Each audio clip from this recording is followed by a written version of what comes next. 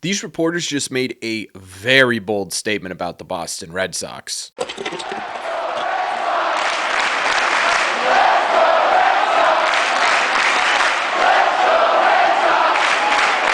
What is going on, everybody? Welcome back to Red Sea Radio. My name is Corbin, and we got a couple of rumors to take care of in today's video. Both of them an extremely bold prediction for where this Red Sox team is headed, and we're going to figure out whether or not this is something we should believe. Thank you all very much for clicking on this one.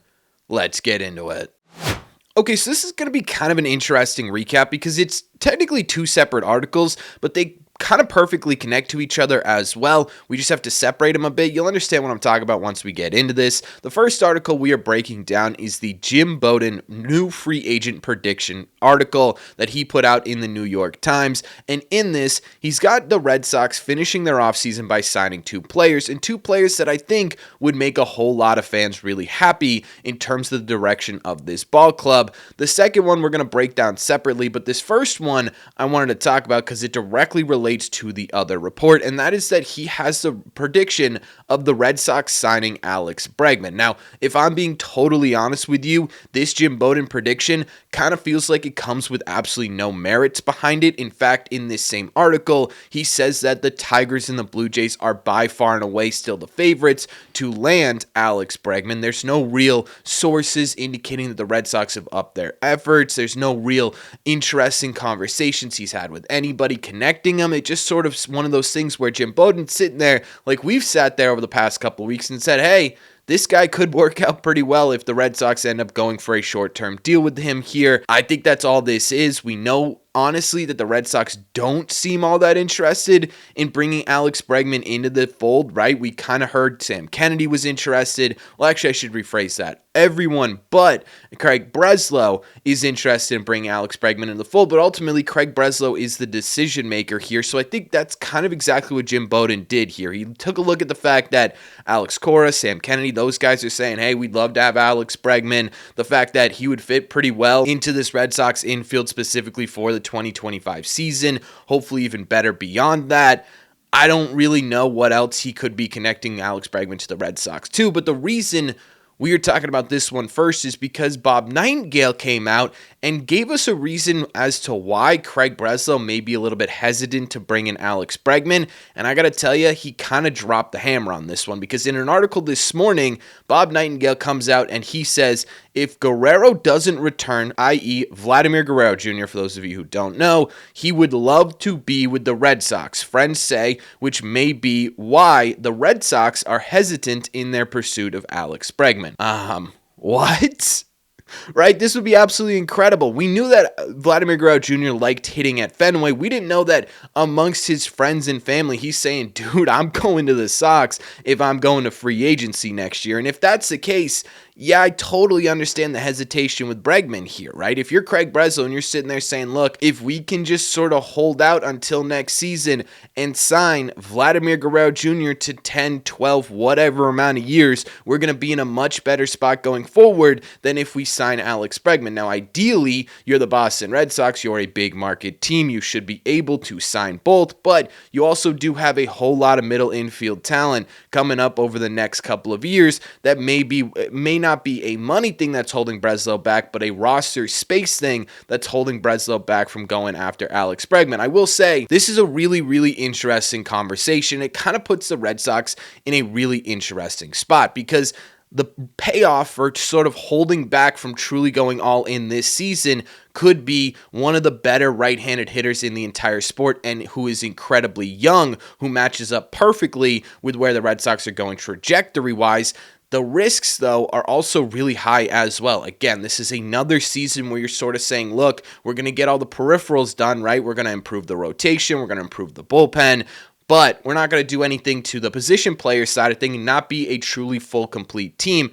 Two, we don't even know if Vladimir Guerrero Jr. is going to hit free agency. The Blue Jays are trying really hard to re-sign Vladimir Guerrero Jr. and keep him in Toronto. And yes, they're pretty far apart right now in the $100 million range. But at the same time, everyone said the Red Sox were about $100 million apart before they re-signed Rafael Devers just a couple of months later. So I'm not entirely convinced that he's going to hit free agency at all.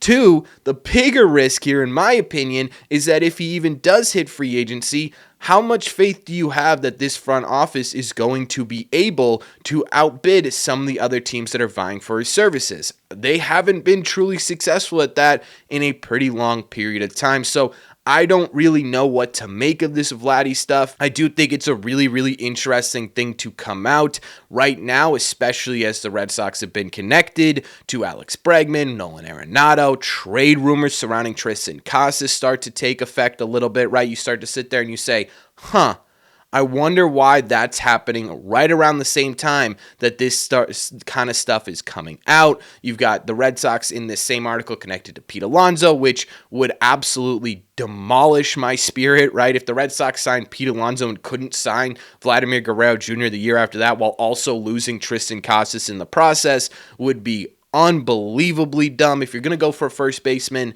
you might as well either keep Tristan or try for Vladdy Jr. I know a lot of people are going to sit there and say, well, if Vladdy wants to come to the Red Sox, why don't they just trade for him and extend him? That would be best case scenario right now, right? I just don't think it's really a realistic possibility at this moment. One, because we know the Blue Jays really want to extend this guy. They don't want to lose him. They want to keep him as the face of the franchise. They're offering him $350+ million. They're coming up with their deals. I think they're going to make a pretty heavy push to re-sign him come the spring. Two, even if the Blue Jays were open to trading him, you'd have to give the Blue Jays a really massive haul. And even if Vladimir Guerrero Jr. really wanted to be with the Red Sox ultimately, I still think he goes to free agency. I think he's earned that right. I think he wants that bidding war. He wants to make the highest amount of money. I don't see him signing an extension if it's not going to be with the Blue Jays. So I wouldn't sit there and start campaigning for the Red Sox to trade for him just yet. Maybe that's something revisit at the deadline, but it's really interesting timing with the stuff coming out about, hey, the Red Sox aren't super interested in Bregman. Hey, the Red Sox are maybe looking to trade Tristan Casas. Oh, yeah. And hey, Vladimir Guerrero Jr., that dude, yeah, he really wants to be on this Red Sox team. Really interesting stuff coming out this morning. I have no idea what to make about it. I feel like I'm pessimistic about it right now, just based on how things have gone over the last offseason. I'm a little confused as to what the Red Sox are ultimately planning to do. I'm excited. I don't know. I got a whole lot of things going on with this report, but it's not the only part of this that we need to talk about. So let's break down the other portion of this conversation.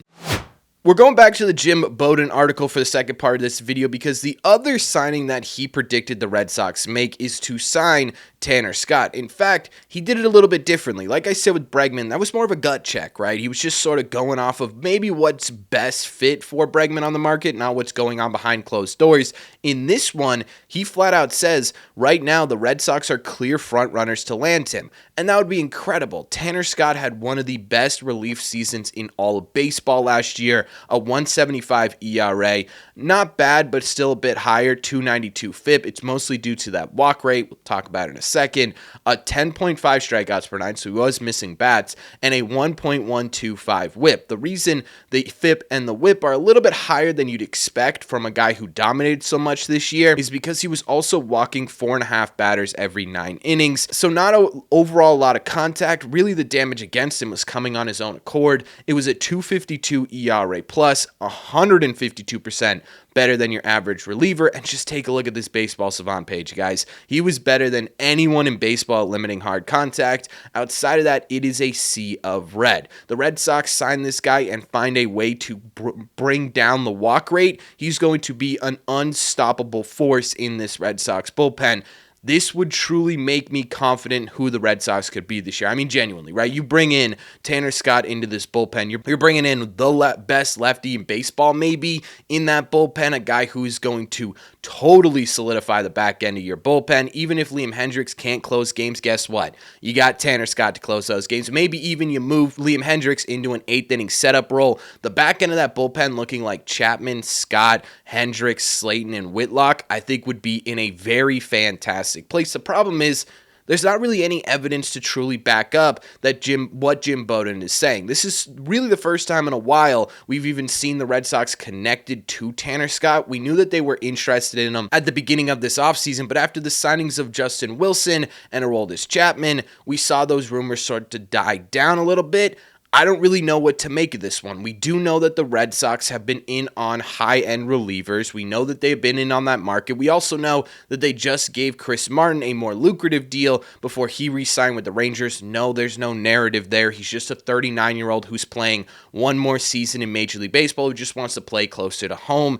I don't think the Red Sox could have offered him any amount of money to come to Boston over the Rangers.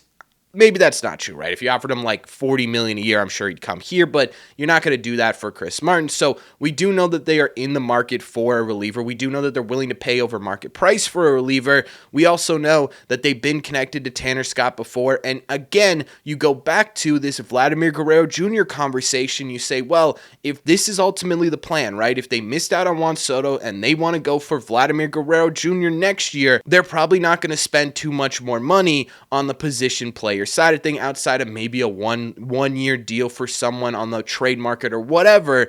They're probably not going to spend a lot of money there. They do kind of have some money to burn on the pitching side of things. This is sort of the conundrum you're at, right? If you're not going to totally invest in your position player because you're waiting on a guy like Vladdy, then the best thing you could possibly do is totally shore up your pitching staff. And the best way to do that would be to go and get the number one reliever on the open market. So in some way, I could see the Red Sox pulling something out like this. It's estimated that his value is going to be around $20 million a year for a few years. It's not going to be a really short-term deal. It's not going to be a long deal either, but it's not going to be 1 or 2 seasons. So it is a lot of money to invest in a reliever. But again, if you're not putting it anywhere else, why not put it on Tanner Scott? So maybe there is some validity to this Jim Bowden stuff. I'm just going to go with it very cautiously until we get some other sources backing this up. And right now, we just simply don't have that.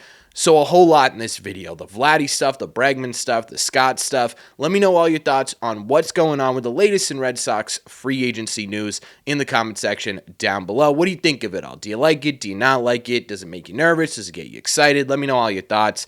As always, if you made it to the end of this video, do me a favor. Make sure you guys have hit that subscribe button if you haven't already. If you're new here, we talk Red Sox content almost every single day. Also, make sure you guys have hit the like button on this video as well. Just simply helps out a ton. It's the best way to let me know you're enjoying the content. Don't forget, if you guys want to listen instead of watch these episodes, the best way to do that is to head over to your favorite podcasting app and look up Red Seat Radio. Thank you all very much for clicking on this one, and I will see you in the Red Seats.